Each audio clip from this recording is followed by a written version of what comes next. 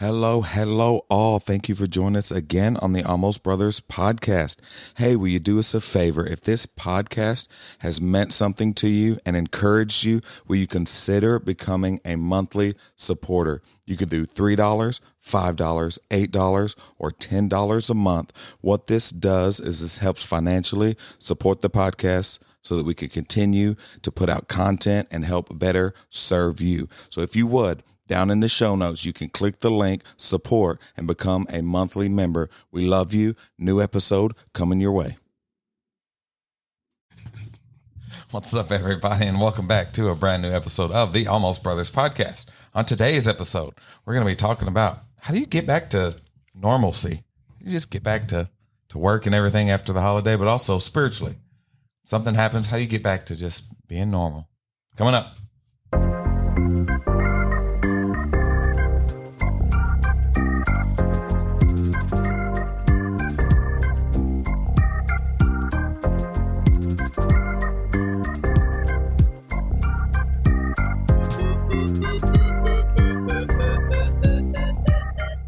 What's up, everybody, and welcome back. Thank you for joining us yet again on another episode. How you doing, Jeremiah? Man, I'm blessed. Blessed.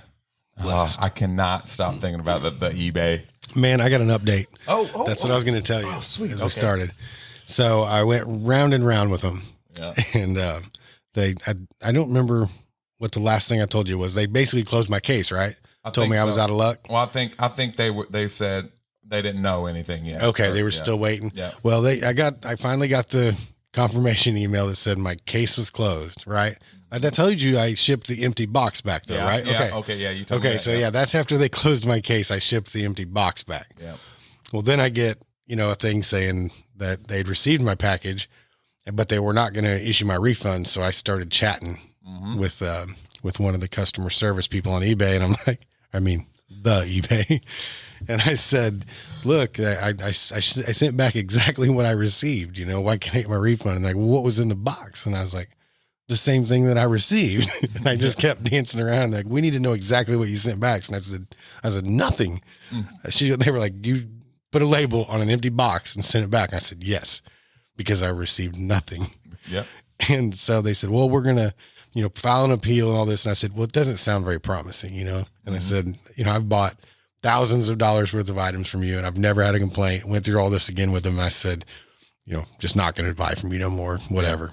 Adios. And I gave him like the peace sign and everything. Lord, emoji. Yeah. I was like, oh, whatever, I'm done. And so this was like Christmas night, I think, is when I was doing all this. It was at Missy's grandma's house. I was sitting here on the couch, and you could tell everybody else like, what is he doing over there? Because I was in it. I was arguing with this customer service person, and letting them have it. And in the Jesus way, but yes, definitely. I kept it clean. I kept it PG, but so anyway, as I get done, I'm like, well, whatever. I'm not going to get that money back. And we're sitting there, and then Missy gets a notification on her phone through PayPal said your account has been reimbursed $120, and I couldn't believe it. Wow. So if you have the hand clap thing, all right, yes, absolutely. Thank you, the eBay.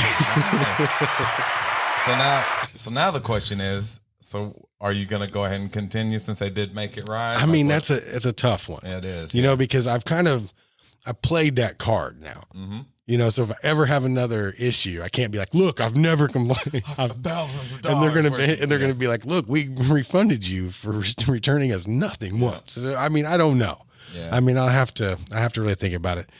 I think if I were to ever have to use the eBay again, I would probably want to request like a signature for the package or something. You know what I mean? Yeah. Make it set up to where I knew I got it. Because absolutely. So I don't want to go through that again. And I've always heard horror stories about the eBay. Yeah. So I don't think I've ever bought anything, not a single thing from Really? I don't think so. Wow. I've bought a lot of stuff off eBay. For me, it's Amazon. Mm-hmm. I tried. What's that one? Poshmark. Poshmark. Bad luck because they sold your shoes. They let me down. Yeah. Let me down hardcore. But I've never, because all I've heard is mostly bad. There are the bad stories, but they have a good one now. There you go. They have one positive. I'm not have to figure out how to get in there and change some of my reviews. I kind of let them have it there for a while. Yeah. I've had one package. I put some pretty bad reviews on Amazon, but usually Amazon, they're on top of it. Oh yeah, like they do everything they can to make it right. So I've got nothing but good things to say about the Amazon, not the forest. Oh man! So how was your Christmas, man? It was good. It was very good. It was busy, but it was very good. Yeah.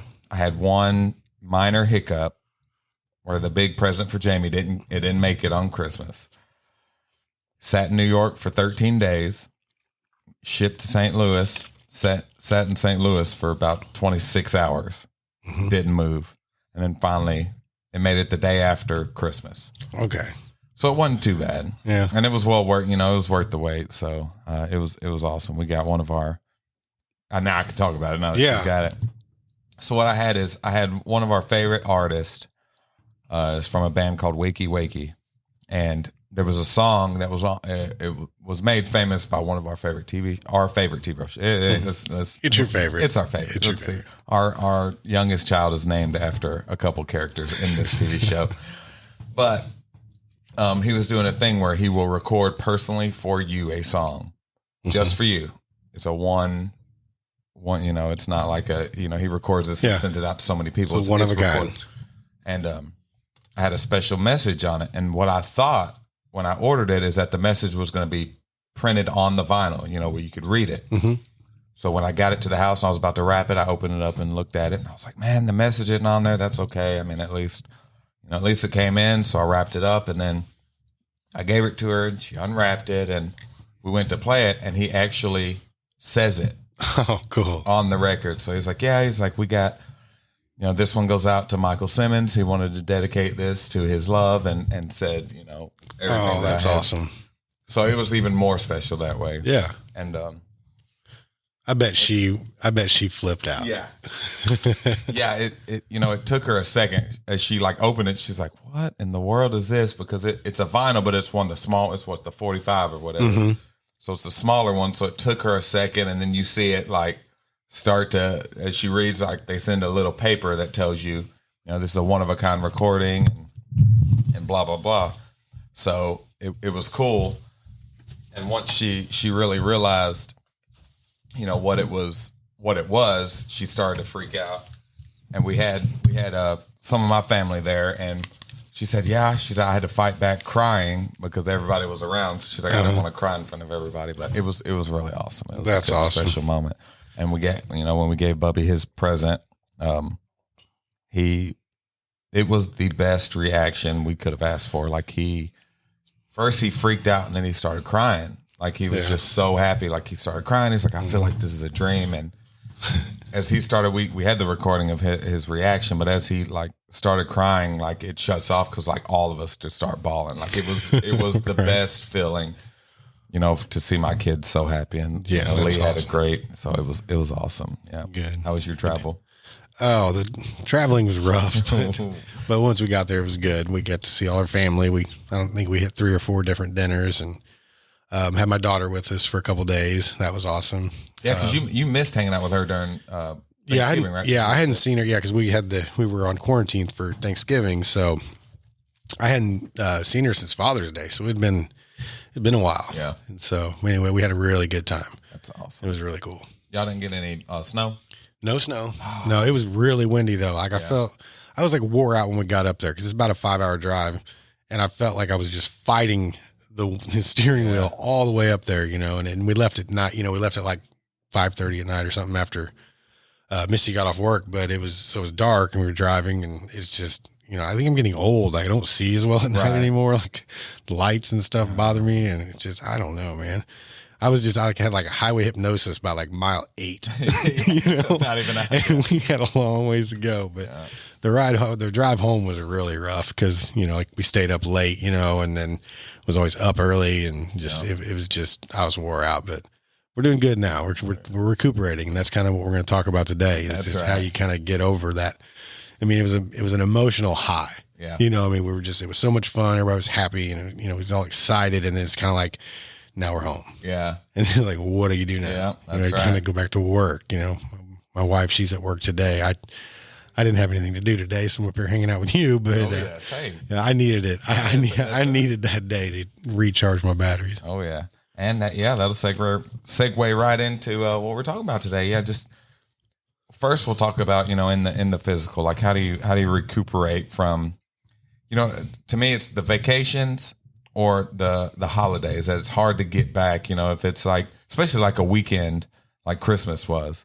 Where, most people got that Friday, Saturday, Sunday off. So you had a longer weekend. Oh my goodness. Sometimes it feels like you've literally like played a sports game. Like you're just so tired and wore out. Like what's your favorite thing to do to help you get back in the swing of things? Man, I don't really know how to get back in the swing. You just go do it. You just find something and dive in. But, I don't know. A lot of energy drinks. Yeah, that's what I was going to say. For me, coffee, like a couple cups of coffee, and like it seems like it makes me want to do something. So yeah, it's just the Lord has to be our strength. Yeah. That's what I'm figuring out. Amen. Because if I try to do it on my own, I don't have it within me. Yeah. But it just makes you. It's one of the things where you rely on Him even more. Yeah. Because it's like For me, like especially Christmas or like a birthday party where there's like wrapping paper and boxes everywhere, and it's just like I don't want to clean this. Like I don't want to do anything but sit here. We got home from church yesterday, and we just kind of sat around the house. Ate lunch and just sat around. It's like we've got so much that we need to do, but we're not going to do any of it. But it'll be there tomorrow. Yes.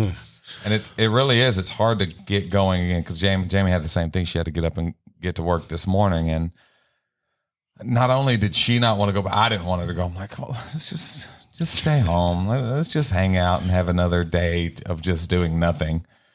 And then you walk in and you got mounds of clothes that need to be washed, and you got dishes from all the dinners that need to be done, and it's just oh my goodness. Definitely the energy drink or the coffee would be my go-to. Yeah. And then we turn around and do it again. Yeah. And, in a less than a week. Yep. But that's going to be exciting. I'm really excited for that. That's going to be such a good time. The New Year's. We got Ben with us. He was supposed to go to Springfield. Yeah. Max he's in Springfield. So, we brought Ben back. He was sweet. He was missing his girlfriend. Oh gosh. I seen him put pictures up. Yeah. I'm like, oh my goodness. She was even like sending Facebook messages to my wife saying, "Can you bring Ben home, please?" Oh gosh. I was like, oh. I'm excited though. That's good. At least he'll be there. Yeah, he'll be there for New Year's. Yeah, he was going to be there either way. It's just he's going to, he's here through the week with us, but we probably won't see him because he's. Oh my gosh. His birthday is the 29th. It's tomorrow, right? Yep. Yeah. Tomorrow. Yep. Already? Oh yes. Oh man. Yes. Okay. Yeah. So his birthday is tomorrow, and we're going to Broussard's, and we're going to see if he listens. Ooh. I'm going to do something on Wednesday. There you go. So he better watch his back. And he probably ain't going to know because he probably don't listen. Shame on you. He's already got his uncle Andy found some old videos in the archive of when he was a little kid, like bathtub stuff, with his cousins and just embarrassing stuff. And he's like, "Oh, you're going to get it for your 16th birthday." So man, we need to get some t-shirts made. just him, yes. Yeah, that'd be fun. Yep. That is so funny. Yeah, I'm excited, man. He'll be there at the lock-in. So y'all definitely need to get your sleep before that, and y'all staying all night, right? Yeah, that's what I'm talking about. We'll be there. I'll be there all night for that's sure. That's what I'm talking about. Missy was like, "I don't know if I'm gonna make it." I was like, "Well, once you get going, you're surprised at how it's about. It'll be just thinking about it. I'm like, there's no way, but I know once we get there and then you get to hanging out and doing things, playing games, and the Gaga ball thing. That's gonna be fun. Yeah. We're in it for the long haul. I think. I'm very excited. I'm gonna need y'all. That's for sure. I've already had a couple. I got one that's got to work that Friday, so she'll be here for most of the night. But then she's got to get back, and then I've got two that just can't make it. So my adults are looking a little slim. Yeah, and you got a lot of kids coming. Yes, I think so. I think it's gonna be a good turnout, and I'm ready for lives to be changed. Last Wednesday's service, it was a powerful service, and we're just trying to prepare these youth to step up and be leaders, and during altar. I want them to work the altar. So it's going to be an awesome time. I'm so excited. But yeah. And we'll just talk about kind of spiritually, like how I talked to Megan today, and she said she's kind of in a funk today.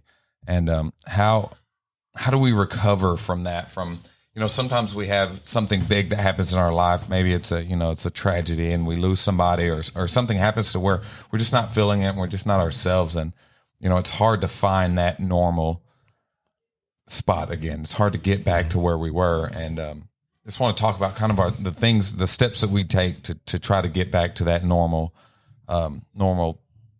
way we were. Or, sometimes we struggle on praying, or we struggle on reading our word just because we just don't feel it. It may not be something that you can point to and say that's why. It's just you wake up and you just don't feel it that day. So, man, what is it that you do to kind of try to get yourself going again and just kind of restart those engines? I know for me and thank the Lord for YouTube, but for me it really is. It's I'll find some videos on, whether it be preaching or like praise and worship. Like I love just watching good praise and worship videos.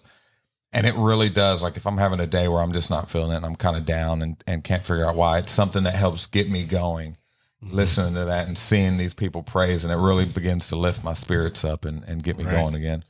Man, I think this whole year has been one big, in a lot of ways, it's been disappointing. It's been tough. I think everybody has been affected either directly or indirectly with the COVID thing. You either, know somebody who has passed from it, or, our close family member. But, there's just been a lot this year. I think everybody's ready to get into 2021 just for something different, and, man, just that pressing forward, that's been on my heart a lot lately. I think last week I kind of suggested that we talk about shift, and we've kind of already covered that on here. We've covered a lot of things on here, but, I think that, there is a shift coming, and there's, we have to kind of forget what was behind, and be prepared to move forward. And that's not always easy, but like you said, the praise and worship's a good thing, and prayer. But for me, one of the biggest things is, and I always go back to it, is accountability, having yourself surrounded by people who encourage you. They're on the same page with you. They share that vision, that you have, you know what I mean? And you're kind of all going in that same direction, because it's so hard. I mean, it's so hard to really, go against a flow on your own, So to me, it's always important to have, to have people in your corner to encourage people. And then in turn, you're encouraged.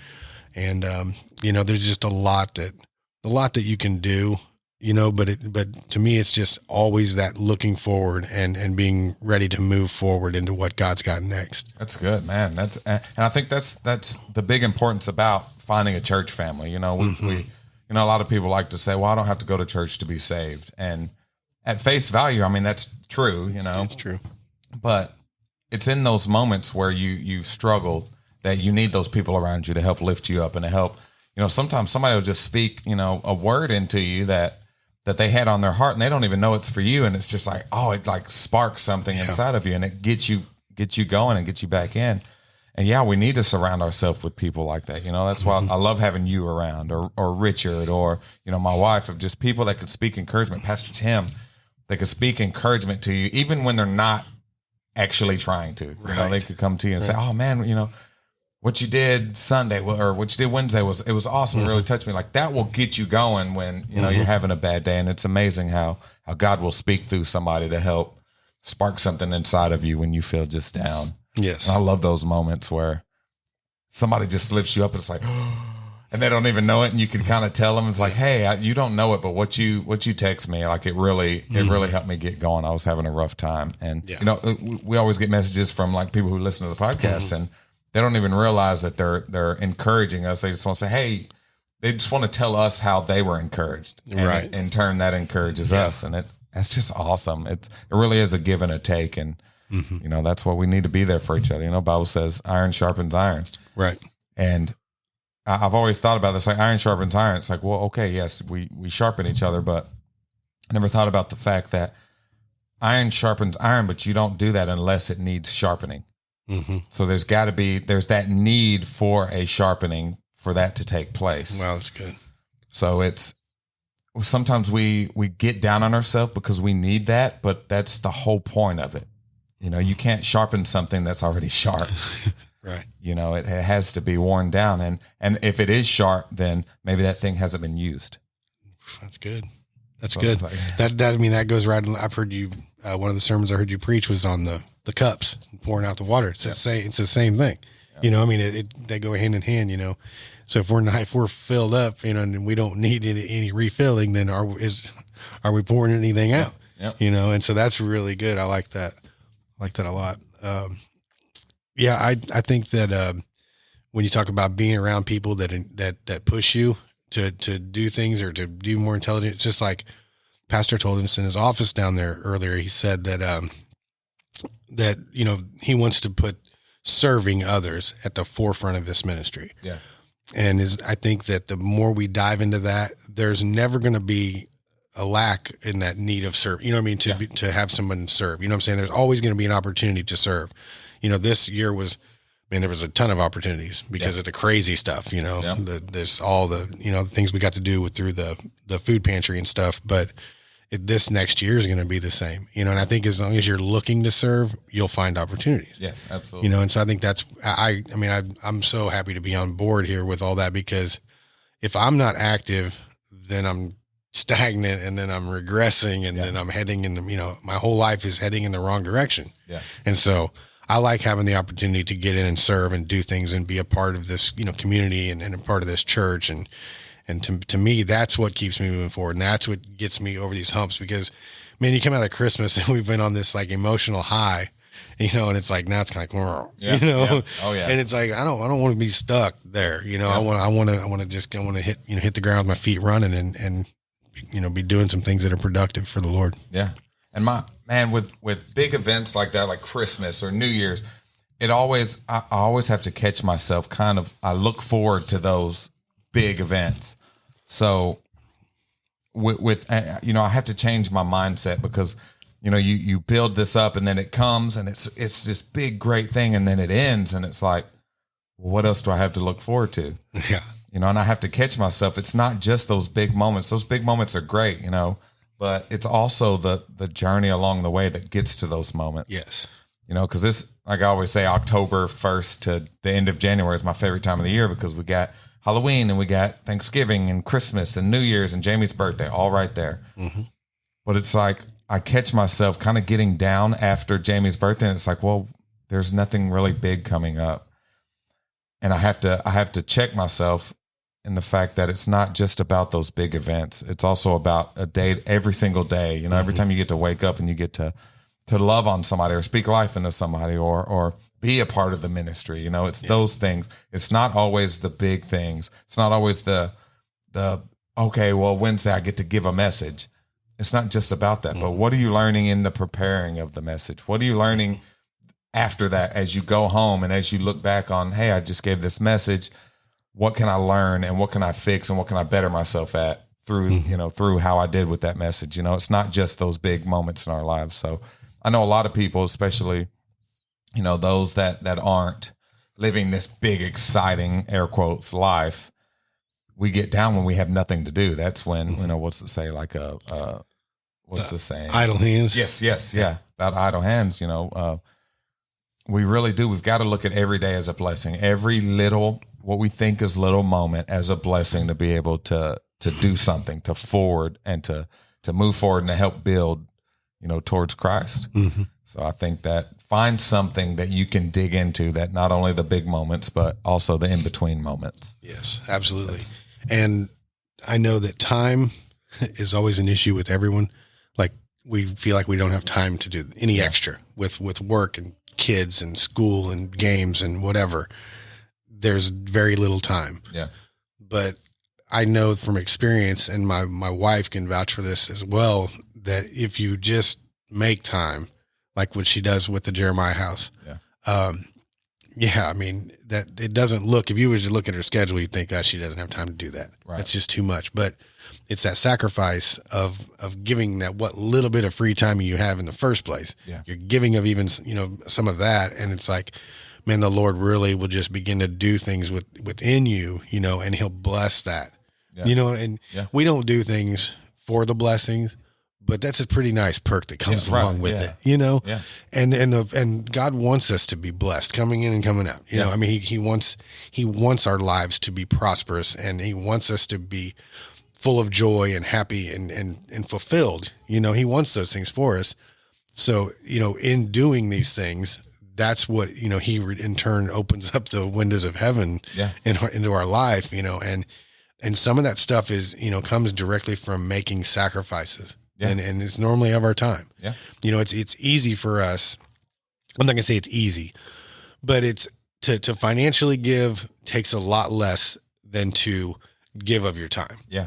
Right. That's good, we can sit down in here and cut a check and then, release that and be like, okay, I'm good for the week or whatever. But to be able to come in and give some of your time, to me, that's almost more valuable. Yeah. Because if like I said, when you got 6 kids like we do, and you seem like you're going in every direction every day, you've got something going on. Your time is valuable. Absolutely. And so to give of that, to me, is almost a bigger sacrifice than just cutting a tithe check. Yeah. Yeah. And of course you have to have those things. You have to have, the financial backing, but it's because I think the big thing is when you give money, it's easy to get a pat on the back for that. Yeah. So-and-so gave this much to the church. So-and-so gave this much. It's usually those people that are giving their time to the church that aren't recognized. Sad. Yeah. That are here when everybody else is gone, and they're giving up their time and they're serving and they're doing things that nobody else wants to do.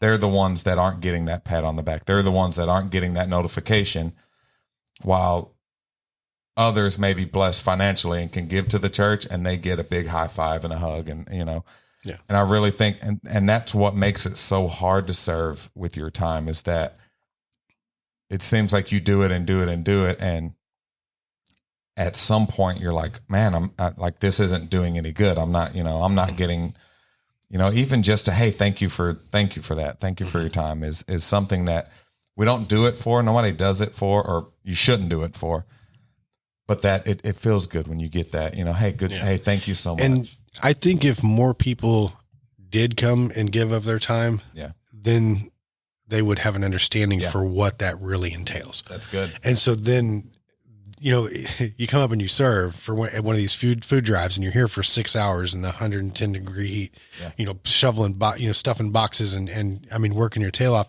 You have an understanding for what just went into that. And you're like, man, this person's up here every week doing that. Yeah. And they're like, thank you. Yeah. So when in getting involved and serving and doing things like that, then you have an appreciation for what really goes into it. Yeah. And then it's easy to turn around and say, hey, you know what? I see you and what you're doing, and I don't know how you do it. Yeah. You know what I mean? So there's so I guess what I'm trying to say is just encourage people to go out and serve and do help in your church, whatever functions are going on. Just give up some of your time, and you'll have an understanding of it. And it's like, it's good for everybody. It benefits everyone, all, top to bottom. So I don't know, man, I just think that's what I'm going to do this year to get over the hump, to get back in the swing of things, is just find out where I can serve and just get back in and continue doing that again. Yeah, that's good.